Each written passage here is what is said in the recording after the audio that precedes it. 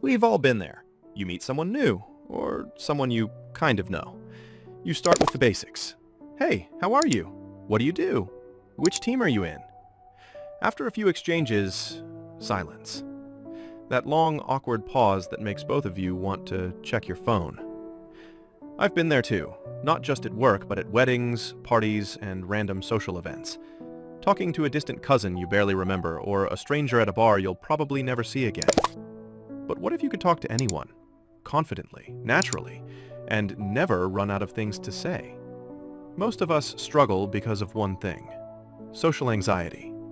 Some people feel it lightly, others more deeply. And I've definitely been on the advanced level.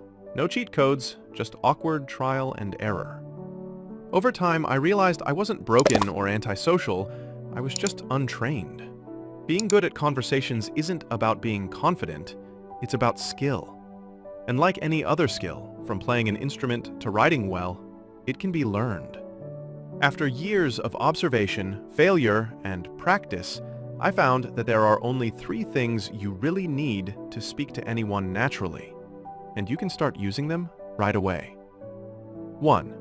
Ask intentional questions. Imagine someone says, "I went golfing over the weekend." You can either respond with, "Oh, that's cool," and stare into the void, or you can ask follow-up questions like, "Where do you usually play? How long have you been playing?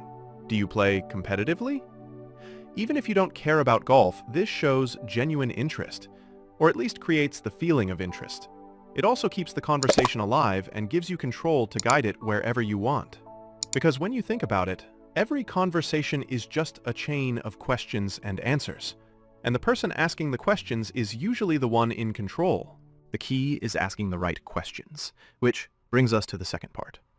2. Listen more than you speak. Most people believe that to be good at talking, you just need to talk more. But the opposite is true. If you want to get better at conversations, you need to listen more. Not the fake kind of listening where you're just waiting for your turn to talk, but active listening. That means paying full attention, not preparing your next line in your head. Because when you do that, you often miss the point completely and end up saying something random or off topic. Active listening gives you real material to work with. You'll pick up details, emotions, or small clues that lead to better follow-up questions. That's how you keep the flow going, not through clever lines, but through genuine attention. There's a quote that sums this up perfectly. Most people don't listen with the intent to understand, they listen with the intent to reply. Don't be that person.